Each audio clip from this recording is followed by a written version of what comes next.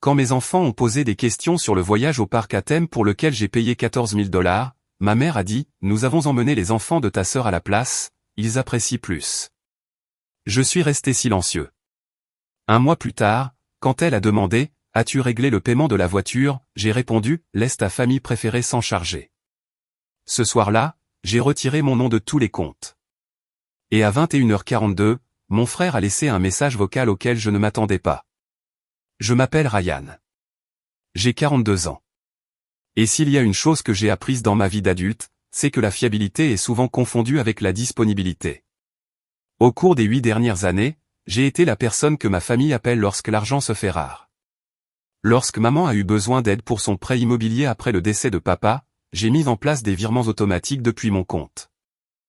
Lorsque le mari de ma sœur est parti et l'a laissé avec une pile de factures médicales, je les ai discrètement couvertes sans demander de remboursement.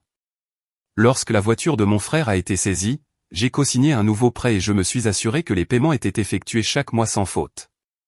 Je n'en ai jamais fait tout un plat. C'est ce que fait la famille, n'est-ce pas? On se présente, on aide, on ne compte pas les points. Mes 3 enfants, Emma, Liam et Sophie, ont entre 7 et 12 ans. Ce sont de bons enfants.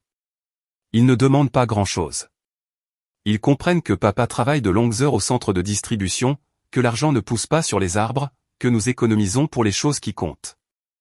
L'année dernière, lorsqu'ils ont demandé à aller au grand complexe de parc à thème à 3 états de distance, j'ai vu l'espoir dans leurs yeux. Le genre d'espoir qui donne envie de faire des heures supplémentaires. Alors, je l'ai fait. Pendant 6 mois, j'ai pris toutes les heures supplémentaires disponibles.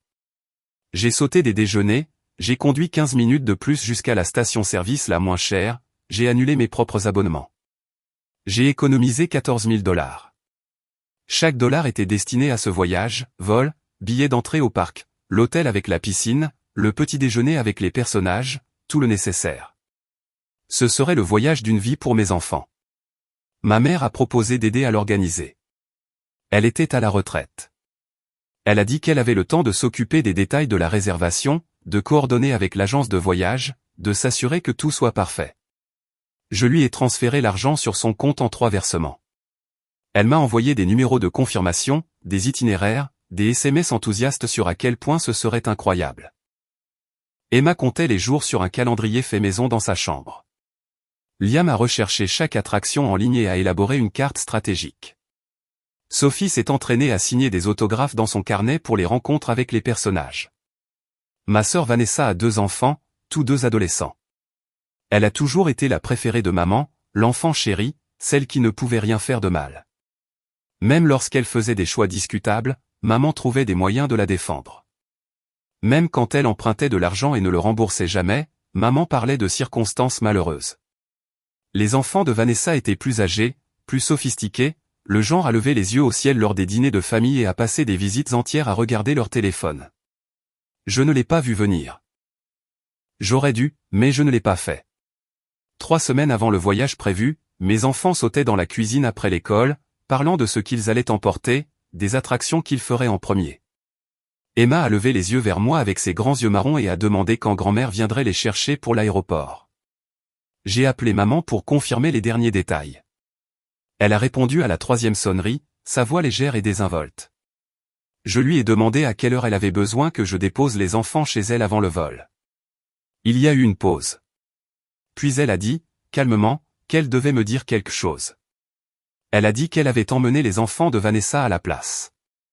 Elle a dit qu'ils appréciaient davantage ces opportunités.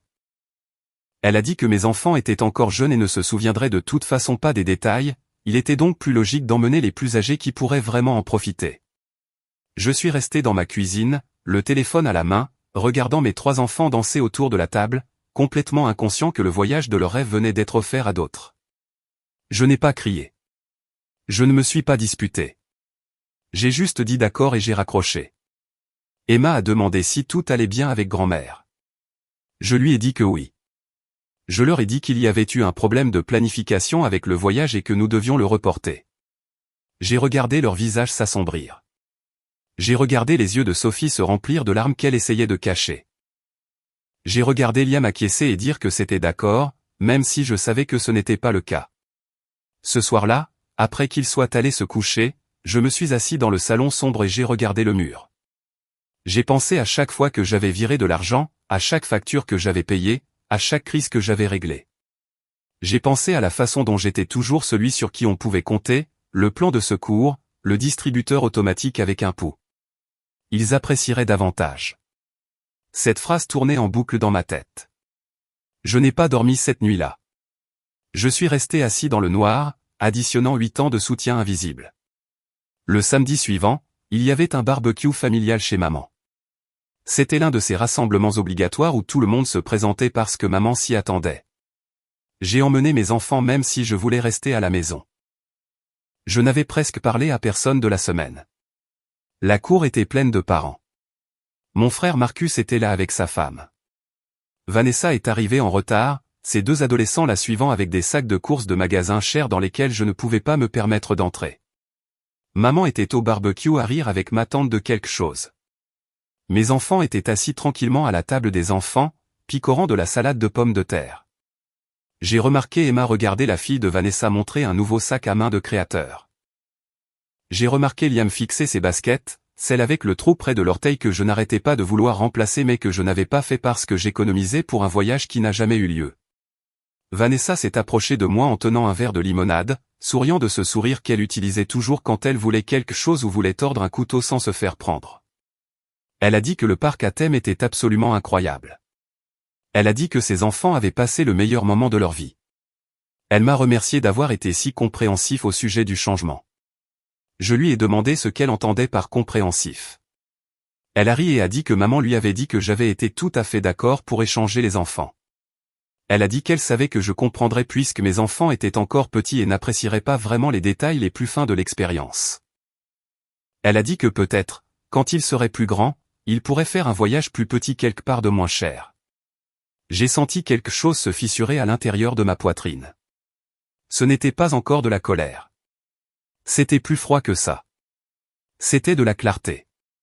Marcus nous a rejoints, tenant une bière. Il a demandé si j'avais vu les photos du voyage. Il a sorti son téléphone et a commencé à faire défiler les images.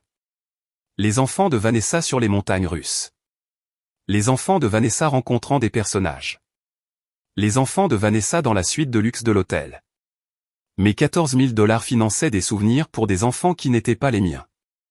Maman s'est approchée et a posé sa main sur mon épaule. Elle a dit qu'elle était contente que nous puissions tous être ensemble en famille. Elle a dit que la famille signifiait se soutenir les uns les autres quoi qu'il arrive. Je l'ai regardée. J'ai demandé si elle se souvenait de qui avait payé ce voyage. Elle a agité la main avec désinvolture et a dit, bien sûr qu'elle l'a fait, mais tout est resté dans la famille de toute façon, alors qu'est-ce que ça pouvait faire? Je lui ai dit que cela comptait pour mes enfants. Elle a ri. Elle a vraiment ri. Elle a dit que mes enfants s'en remettraient et que j'étais trop sensible. Vanessa a ajouté que je devrais simplement être heureux que quelqu'un ait pu profiter du voyage puisque cela aurait été du gaspillage sinon. Je me suis tenu là, entouré de ma famille, et j'ai réalisé quelque chose que j'aurais dû voir il y a des années, je n'étais pas de la famille pour eux. J'étais une ressource. J'étais le fonds d'urgence auquel ils accédaient sans demander. J'étais la police d'assurance qu'ils encaissaient chaque fois que la vie devenait gênante. Emma a tiré sur ma manche et a demandé si nous pouvions rentrer à la maison. Sa voix était petite, vaincue. Elle avait tout entendu. Je lui ai dit que oui. J'ai rassemblé mes enfants et nous sommes partis sans dire au revoir à personne. Alors que nous marchions vers la voiture, j'ai entendu Vanessa dire quelque chose sur le fait que j'étais dramatique. J'ai entendu Marcus rire. J'ai bouclé mes enfants dans leur siège. J'ai démarré le moteur. J'ai conduit en silence pendant qu'Emma pleurait doucement sur la banquette arrière et que Liam regardait par la fenêtre et que Sophie serrait son ours en peluche contre elle. Ce soir-là, je ne suis pas allé me coucher. Je me suis assis à ma table de cuisine et j'ai ouvert mon ordinateur portable.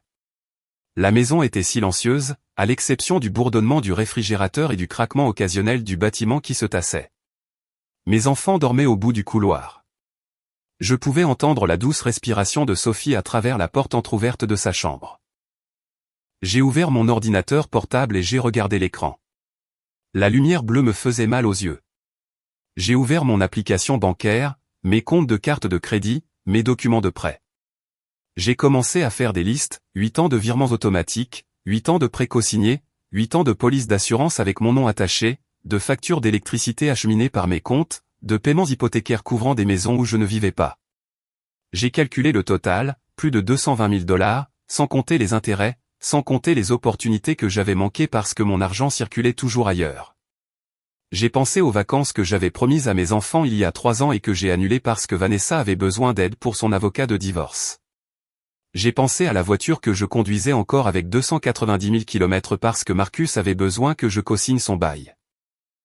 J'ai pensé aux fois où je m'étais rendu malade à prendre des quarts de travail parce que le toit de maman avait besoin de réparation ou que ses impôts fonciers étaient dus. Je me suis dit que c'était temporaire. Je me suis dit qu'ils apprécieraient. Je me suis dit que c'était ce que faisaient les bons fils, les bons frères, les bons membres de la famille. Mais assis là dans le noir avec les larmes séchées de ma fille encore fraîches dans ma mémoire et l'expression vaincue de mon fils gravée dans mon esprit, j'ai compris la vérité. Il n'appréciait pas. Il s'y attendait. Il se sentait en droit de l'avoir. J'ai pensé à mon père. Il est mort quand j'avais 34 ans. Crise cardiaque, soudaine. Aucun avertissement. À ses funérailles, maman m'avait pris à part et m'avait dit que j'étais maintenant l'homme de la famille. Elle a dit que cela signifiait prendre soin de tout le monde. J'avais pris cette responsabilité au sérieux. Trop sérieusement. Papa aurait eu honte de la façon dont il traitait ses petits-enfants. Je suis resté assis là jusqu'à 4 heures du matin, sans bouger, clignant à peine des yeux. J'ai regardé le ciel s'éclaircir à travers la fenêtre de la cuisine. J'ai entendu l'alarme d'Emma se déclencher au bout du couloir, le bruit de petits pieds se dirigeant vers la salle de bain. Elle est entrée dans la cuisine encore en pyjama, se frottant les yeux. Elle a demandé si j'allais bien. Je lui ai dit que oui. Elle a demandé si nous allions un jour en vacances. Je lui ai dit que oui, nous le ferions. Juste nous, juste notre famille. Elle m'a serré dans ses bras. Elle avait 12 ans et elle me serrait dans ses bras comme si elle essayait de me maintenir entier. Après avoir mis les enfants dans le bus scolaire, je suis rentré à l'intérieur. Je me suis assis à nouveau à la table. J'ai ouvert ma liste de contacts. J'ai regardé le numéro de maman, le numéro de Vanessa, le numéro de Marcus. Je n'ai appelé aucun d'eux. Au lieu de cela, j'ai commencé à ouvrir des documents, des formulaires d'accès aux comptes bancaires, des accords de prêt, des déclarations de police d'assurance, des listes d'utilisateurs autorisés de cartes de crédit, tous les endroits où mon nom apparaissait, tous les fils financiers me reliant à leur vie. J'ai commencé à faire des captures d'écran, à enregistrer des PDF, à créer un dossier sur mon bureau intitulé « Documentation ». Des mois de relevés, des années de virements, des schémas de dépendance qu'ils avaient construits autour de ma fiabilité. Mon téléphone a vibré. Un SMS de maman. Il disait qu'elle espérait que je n'étais pas encore contrarié par le week-end. Il disait que la famille était la famille et que nous devions tous faire des sacrifices parfois. Il disait qu'elle avait besoin de me parler de son paiement de voiture. J'ai regardé ce message pendant longtemps. Je n'ai pas répondu. J'ai passé toute la journée à construire un tableur, chaque paiement, chaque date, chaque montant. J'ai codé par couleur, les paiements hypothécaires en bleu, les paiements de voiture en vert, l'assurance en jaune, les services publics en orange, les cartes de crédit en rouge. Le tableur était brutal dans sa clarté. Je finançais leur vie tout en parvenant à peine à maintenir la mienne à flot. Quand les enfants sont rentrés de l'école, j'ai fermé mon ordinateur portable. Je leur ai préparé le dîner. J'ai aidé aux devoirs. Je les ai bordés. Je leur ai dit que je les aimais. Je leur ai dit que les choses allaient être différentes. Liam m'a demandé ce que je voulais dire. Je lui ai dit que je lui expliquerais bientôt. Cette nuit-là, je me suis couché dans mon lit à regarder le plafond. Je ne me sentais plus en colère. Je me sentais froid, calme, concentré. Je savais exactement ce que je devais faire. La première chose que j'ai faite a été de ne rien faire. Pendant 3 semaines, j'ai observé et attendu. J'ai observé les schémas. Maman a envoyé 2 SMS au sujet des factures. Marcus a envoyé un rappel concernant la date d'échéance du paiement de sa voiture. Vanessa a appelé pour demander si je pouvais aider sa fille avec les frais de candidature à l'université. J'ai répondu poliment, vaguement. Je leur ai dit que j'allais y regarder. J'ai dit que je reviendrais vers eux. Je ne l'ai jamais fait. La 4e semaine, maman a appelé. Elle a demandé si j'avais oublié le paiement de sa voiture. Son ton était tranchant, cette acuité qu'elle utilisait quand elle pensait que j'étais irresponsable. Je lui ai dit que je n'avais pas oublié. Je lui ai dit qu'elle devrait demander à sa famille préférée de s'en charger. Il y a eu un silence à l'autre bout du fil. Puis elle a demandé ce que je voulais dire par là. Je lui ai dit qu'elle savait exactement ce que je voulais dire. Puis j'ai raccroché. Ce soir-là, j'ai commencé. J'ai commencé par les banques. J'ai ouvert mon ordinateur portable et j'ai accédé à tous les comptes où j'étais répertorié comme titulaire conjoint, utilisateur autorisé ou payeur de secours, le compte courant de maman, l'épargne de Marcus, la carte de crédit d'urgence de Vanessa. J'ai retiré mon nom de tous ces comptes. Chaque formulaire a pris quelques minutes à remplir, signature numérique, vérification d'identité, soumission. Confirmé. Terminé. Je suis passé aux prêts automobiles. Ensuite, j'ai appelé la société de financement pour la voiture de Marcus. J'ai expliqué que j'avais besoin d'être retiré en tant que cosignataire en raison de circonstances financières modifiées. Ils m'ont transféré 3 fois. J'ai attendu en ligne en écoutant de la musique générique. Finalement, un superviseur a expliqué que je ne pouvais pas simplement être retiré, mais que je pouvais demander un examen. J'ai rempli les documents. J'ai tout documenté. J'ai contacté les compagnies d'assurance, 3 fournisseurs différents, habitation, automobile, santé. J'étais répertorié comme garant ou payeur secondaire sur tous. J'ai rempli des formulaires de retrait. J'ai fait notarier des documents. J'ai envoyé du courrier certifié. J'ai gardé des copies de tout. Les compagnies de services publics étaient plus faciles. J'ai appelé et j'ai expliqué que je n'étais plus responsable des comptes à 3 adresses différentes. Ils ont transféré les comptes à la résidence principale. J'ai reçu des emails de confirmation dans les 48 heures. J'ai ouvert les paramètres de virement automatique dans mon compte bancaire. 8 ans de paiement programmé chaque mois comme sur des roulettes, de l'argent sortant pour que la vie de tout le monde se déroule bien. J'ai annulé tous ces paiements. L'écran a demandé si j'étais sûr. J'ai cliqué sur oui. J'ai parcouru mes cartes de crédit. J'avais ajouté maman et Vanessa comme utilisatrices autorisées il y a des années pour les urgences. Je les ai retirées. J'ai demandé de nouveaux numéros de carte. Les anciens seraient refusés dans les 24 heures. J'ai vérifié le compte hypothécaire que j'aidais. La maison de maman. Je ne figurais pas sur l'acte, mais je faisais des paiements supplémentaires depuis 8 ans. Je me suis connecté au portail de paiement et j'ai supprimé mes informations bancaires stockées. Plus de contributions automatiques. À minuit, j'avais coupé tous les liens financiers, tous les fils coupés, toutes les obligations terminées. Je me suis adossé et j'ai regardé mon tableur une dernière fois. Je l'ai mis à jour avec les dates de résiliation. Les cellules bleues, les cellules vertes, les cellules jaunes, oranges, rouges, toutes maintenant marquées comme terminées. Mon téléphone a commencé à sonner. C'était maman.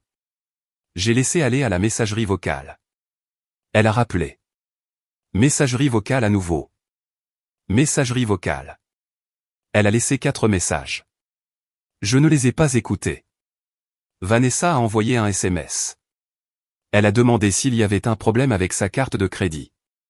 Elle a dit qu'elle était refusée. Je n'ai pas répondu. Marcus a appelé à 23 heures.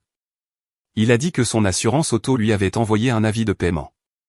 Il a demandé si j'avais oublié de la payer. Je lui ai dit que je n'avais rien oublié. Je lui ai dit qu'il était responsable de ses propres factures maintenant. Il a commencé à se disputer. J'ai raccroché. À 21h42, mon téléphone a vibré avec une notification de messagerie vocale. Le numéro était celui de Marcus. J'ai failli le supprimer sans l'écouter. Quelque chose m'a fait appuyer sur lecture. Sa voix était différente, calme, sérieuse. Il a dit qu'il avait besoin de me dire quelque chose. Il a dit qu'il aurait probablement dû me le dire il y a des années, mais maman lui avait fait promettre de ne pas le faire. Il a dit que quand papa est mort, l'assurance vie de papa a versé 300 000 $. Il a dit que maman avait dit à tout le monde que ce n'était que 50 000 $. Il a dit qu'elle avait partagé le reste entre elle et Vanessa. Il a dit qu'elle avait dit à Vanessa que je n'avais pas besoin de le savoir parce que j'étais déjà financièrement stable et qu'elles en avaient plus besoin. Il a dit que maman avait toujours prévu de me garder comme le distributeur automatique familial. Il a dit qu'elle avait dit à Vanessa il y a des années que j'étais trop fiable pour partir un jour. Il a dit que l'histoire du voyage au parc à thème était un test que Vanessa avait suggéré pour voir combien de manque de respect je tolérerais. Il a dit qu'il était désolé. Il a dit qu'il aurait dû dire quelque chose plus tôt. Il a dit qu'il comprendrait si je ne lui adressais plus jamais la parole. Le message vocal s'est terminé. Je suis resté assis là, mon téléphone à la main, fixant l'écran noir. Tout prenait sens maintenant. Chaque rejet, chaque attente, chaque fois qu'il me traitait comme si j'étais moins que rien. C'était calculé, délibéré, stratégique. J'ai sauvegardé le message vocal. Je l'ai sauvegardé à 3 endroits différents. Puis je suis retourné à mon ordinateur portable et j'ai commencé à élaborer de nouveaux plans. 2 jours après que j'ai tout coupé, maman s'est pointée chez moi. Je rentrais du travail, encore en uniforme d'entrepôt. Elle se tenait sur mon porche, son sac à main à la main, le visage crispé de colère. Elle m'a demandé ce que je pensais faire. Elle a dit que le paiement de son hypothèque avait été rejeté. Elle a dit que la compagnie de service public l'avait appelée au sujet d'un solde impayé. Elle a dit que j'agissais comme un enfant et que j'étais irresponsable. Je lui ai demandé si elle voulait avoir cette conversation sur mon porche où les voisins pouvaient entendre, ou si elle voulait partir. Elle s'est approchée. Elle a dit que je lui devais une explication. Elle a dit qu'après tout ce qu'elle avait fait pour moi, après m'avoir élevé et s'être sacrifiée pour moi, c'était ainsi que je la remerciais. Je lui ai posé des questions sur l'assurance vie de papa. Je lui ai posé des questions sur les 300 000 $. Son visage a changé juste un instant, un éclair de panique avant qu'elle ne se reprenne. Elle a demandé où j'avais entendu ça. Elle a dit que c'était compliqué. Elle a dit que je ne comprendrais pas les décisions financières qu'elle avait dû prendre. Je lui ai dit que je comprenais parfaitement. Je comprenais qu'elle m'avait menti pendant 8 ans. Je comprenais qu'elle m'avait utilisé comme une banque de secours pendant qu'elle et Vanessa amassaient de l'argent qui aurait dû être divisé en 3. Je comprenais qu'elle m'avait testé avec le bonheur de mes enfants pour voir combien de manque de respect je tolérerais. Elle a commencé à parler. J'ai levé la main. Je lui ai dit que j'en avais assez.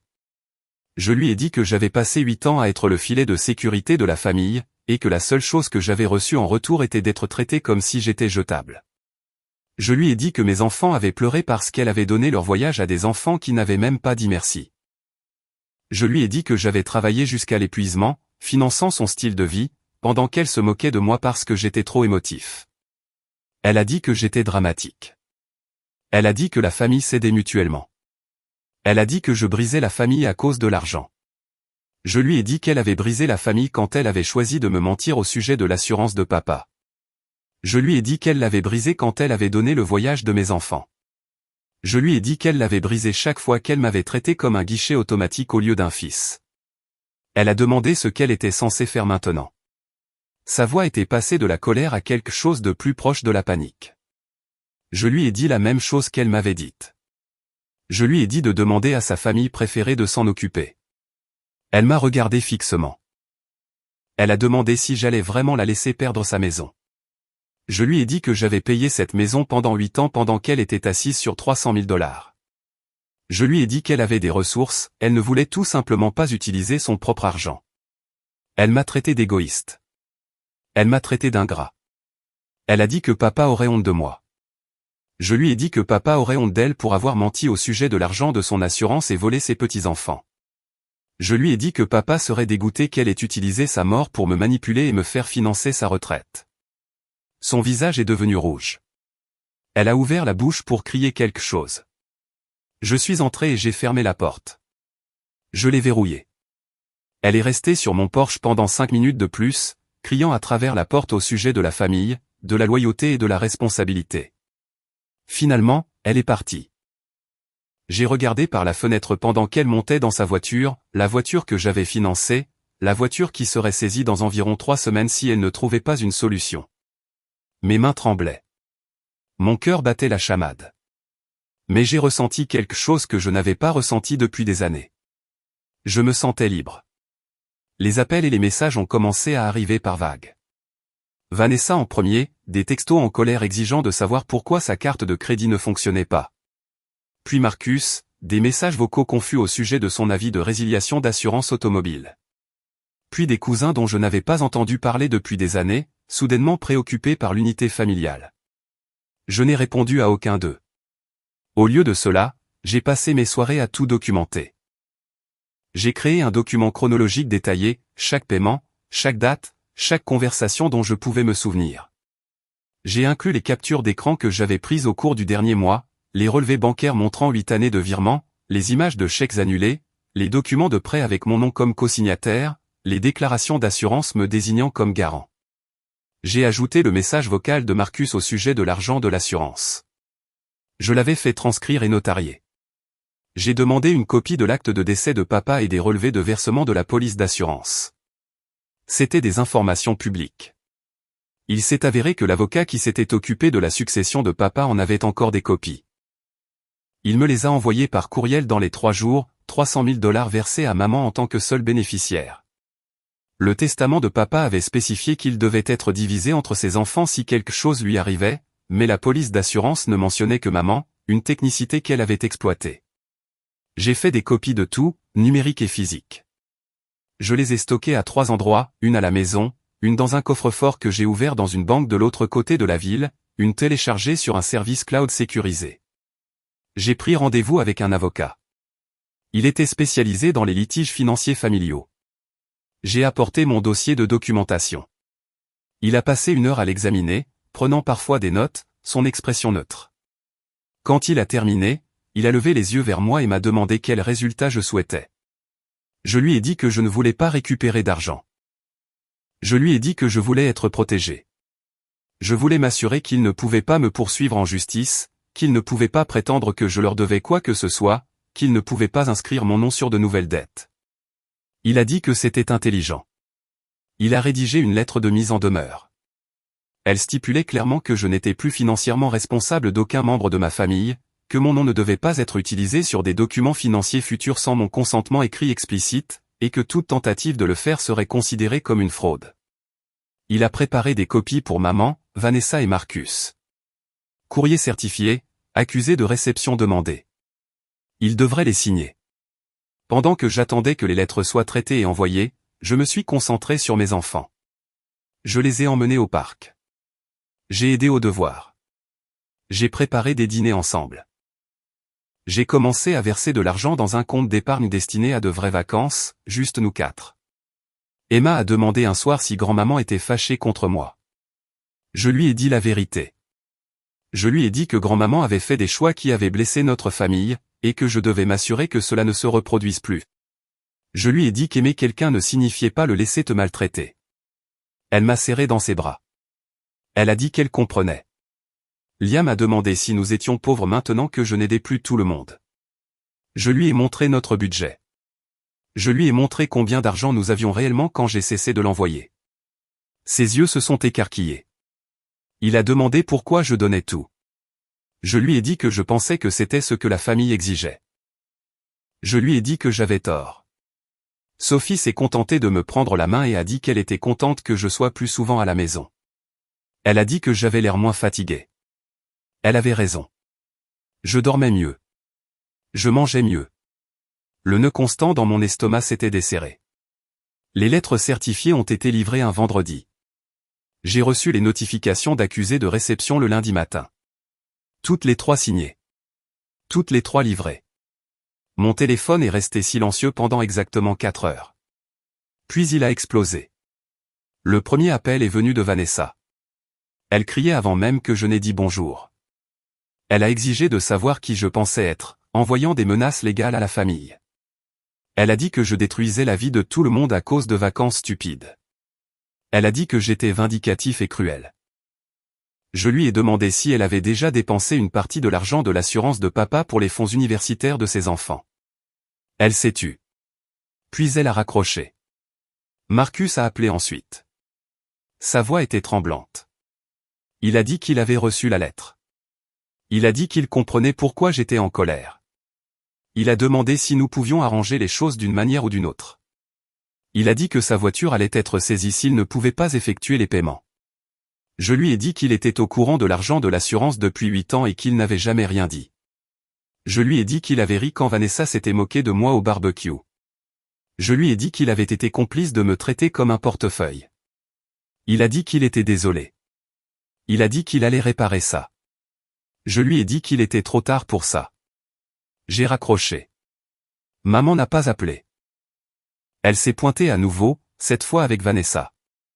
Elles se sont tenues ensemble sur mon porche, Vanessa tenant la lettre légale, toutes les deux furieuses. J'ai ouvert la porte. Je ne les ai pas invitées à entrer. Maman a dit que nous devions parler. Elle a dit que cela était allé trop loin. Elle a dit qu'elle était prête à oublier ma crise de colère si je voulais bien être raisonnable. J'ai demandé à quoi ressemblait être raisonnable pour elle. Vanessa s'est lancée.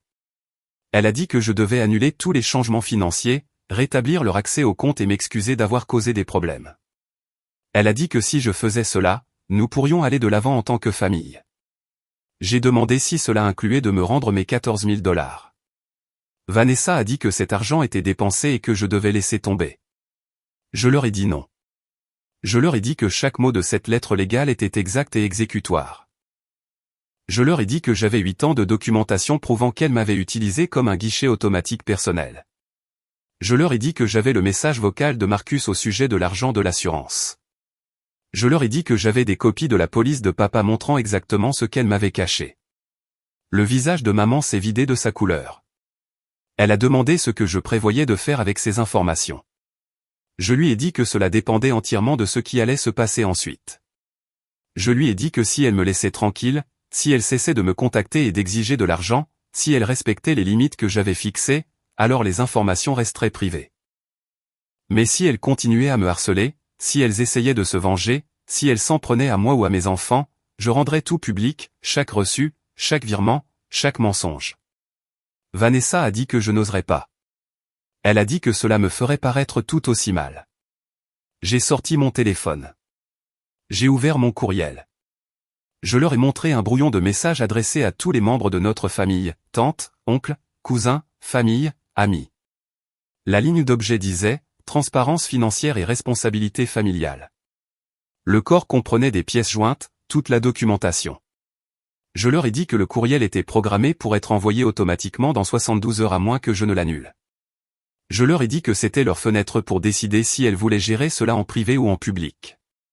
Maman a attrapé le bras de Vanessa. Elle lui a dit qu'elle devrait partir. Vanessa avait l'air de vouloir argumenter, mais maman l'a tirée vers la voiture. Avant de partir, maman s'est retournée. Elle a demandé pourquoi je faisais ça. Sa voix était différente, plus petite, presque brisée. Je lui ai dit que c'était parce que mes enfants méritaient mieux. Je lui ai dit que c'était parce que je méritais mieux. Je lui ai dit que leur permettre de m'utiliser n'était pas de l'amour, c'était de l'autodestruction. Elle n'a pas répondu. Elles sont parties. Ce soir-là, j'ai reçu un courriel de Vanessa. Pas de mots, juste un reçu de transaction. Elle a viré 14 000 $ sur mon compte. La ligne de note disait « Le remboursement du parc d'attractions ». 1 heure plus tard, Marcus a envoyé un texto. Il a dit qu'il avait signé des papiers de refinancement pour me retirer de son prêt automobile. Il a dit qu'il faudrait quelques semaines pour le traiter, mais qu'il s'en occuperait. Il a dit qu'il était désolé. Maman n'a rien envoyé. Mais les appels ont cessé, les demandes ont cessé, les tentatives de manipulation ont cessé. J'ai annulé le courriel programmé. J'ai conservé toute la documentation. Mon avocat a appelé le lendemain. Il a dit que j'avais parfaitement géré la situation. Il a dit de conserver des traces de tout ce qui s'était passé après la livraison des lettres. Il a dit que j'étais protégé. Je l'ai remercié. J'ai payé sa facture. Cela valait chaque centime. La maison a été vendue 3 mois après que j'ai tout coupé. Maman a emménagé dans un petit condo. Elle pouvait se le permettre avec ce qui restait de l'argent de l'assurance de papa une fois qu'elle a commencé à l'utiliser réellement. Vanessa a trouvé un emploi, un vrai, à temps plein avec des avantages sociaux. Marcus a réussi à garder sa voiture en faisant des heures supplémentaires. J'ai entendu tout cela par des cousins éloignés, pas directement d'eux. Nous ne nous sommes plus parlé depuis ce jour sur mon porche. Parfois, je me demande si nous le ferons un jour. La plupart du temps, je n'y pense pas. Ce à quoi je pense, c'est le son des rires de mes enfants. En ce moment, se sont remplies cette maison de plage que j'ai louée pour une semaine, nos vacances, celles pour lesquelles j'ai économisé après que tout se soit calmé, celle que personne n'a enlevée. Emma ramasse des coquillages dans un seau en plastique, tenant chacun d'eux au soleil pour voir les couleurs. Liam construit un château de sable élaboré avec une précision architecturale qui me fait sourire. Sophie danse dans les vagues peu profondes, sa joie si pure qu'elle me serre la poitrine de la meilleure des manières. Je suis assis sur une chaise de plage avec un livre que je n'ai pas ouvert, je les regarde simplement, je suis simplement présent, je respire simplement sans ce poids constant sur mes épaules. La semaine dernière, Emma a demandé si nous pouvions inviter grand-maman à venir nous rendre visite un jour, pas pour rester, juste pour visiter. Je lui ai dit peut-être un jour, mais pas encore. Je lui ai dit que certaines relations ont besoin de temps et de distance avant de pouvoir redevenir saines. Elle a acquiescé. Elle est sage pour une fille de 12 ans. Les 14 000 $ que Vanessa a rendus sont maintenant dans un fonds universitaire, divisé en 3, Emma, Liam et Sophie. Ils auront chacun quelque chose de réel, quelque chose qui leur appartient, quelque chose que personne ne peut enlever ou réaffecter à des enfants plus méritants. Je travaille au même emploi, mais je ne me tue plus à la tâche avec des heures supplémentaires. J'ai de l'énergie quand je rentre à la maison. Je cuisine de vrais dîners. J'aide aux devoirs sans m'endormir à table. Je suis présent dans ma propre vie au lieu de financer celle de tout le monde. Mon compte d'épargne augmente chaque mois, pas rapidement, mais régulièrement. J'ai maintenant un fonds d'urgence, un vrai, le mien pour mes enfants et moi. Parfois, tard dans la nuit, je pense encore à ce barbecue, au visage suffisant de Vanessa quand elle m'a remercié d'être compréhensif, au rire méprisant de maman quand j'ai dit que cela comptait pour mes enfants, à Marcus me montrant ses photos comme si c'était quelque chose à célébrer. Ces souvenirs ne font plus aussi mal qu'avant. Ils me rappellent simplement ce que je ne suis plus. Je ne suis pas un paillasson. Je ne suis pas un guichet automatique. Je ne suis pas un plan de secours. Je suis un père. Je suis un homme qui a appris que les limites ne sont pas égoïstes, elles sont nécessaires. Je suis quelqu'un qui a choisi le bien-être de ses enfants plutôt que la commodité de sa famille. Le soleil se couche maintenant, transformant le ciel en orange et rose. Sophie court vers moi, dégoulinant d'eau de mer, et demande si nous pouvons revenir l'année prochaine. Je lui dis, oui. Je lui dis, nous pouvons en faire une tradition, juste nous, notre petite famille. Elle me serre dans ses bras, mouillant ma chemise, et dit, ce sont les meilleures vacances de tous les temps. Liam est d'accord depuis son château de sable. Emma tient un coquillage spiralé parfait et dit qu'elle va le garder pour toujours. Je regarde leur visage, bronzé et vraiment heureux. Et je sais que j'ai fait le bon choix, le seul choix, le choix que j'aurais dû faire il y a des années. Mon téléphone vibre dans ma poche. Je le sors, m'attendant à un courriel de travail. C'est un texto de Marcus. Juste 2 mots, merci. Je le fixe pendant un long moment. Puis je range mon téléphone sans répondre. Peut-être que je répondrai un jour. Peut-être pas. En ce moment, cela n'a pas d'importance. En ce moment, je regarde mes enfants jouer dans l'océan. Je sens la brise salée sur mon visage. J'existe dans cet instant que personne n'a acheté avec la manipulation ou enlevé avec la cruauté. Je suis libre. Mes enfants sont heureux. Et cela vaut plus que n'importe quelle somme d'argent que j'ai donnée, n'importe quelle relation que j'ai perdue, n'importe quel titre familial auquel j'ai renoncé. Les vagues déferlent, régulières et constantes. Et Marie. Liam crie à propos des douves de son château. Sophie éclabousse dans l'écume, et je souris, vraiment souris. Pour la première fois en 8 ans, je souris parce que je suis exactement là où je suis censé être avec ma famille, celle que j'ai choisie, celle qui m'a choisi en retour. Le soleil disparaît sous l'horizon, et le ciel s'embrasse de couleurs. Demain, nous explorerons la promenade, essaierons de nouveaux restaurants, créerons d'autres souvenirs qui n'appartiennent qu'à nous. Mais ce soir, cet instant suffit. Cette paix suffit. Cette liberté suffit. Je suis suffisant.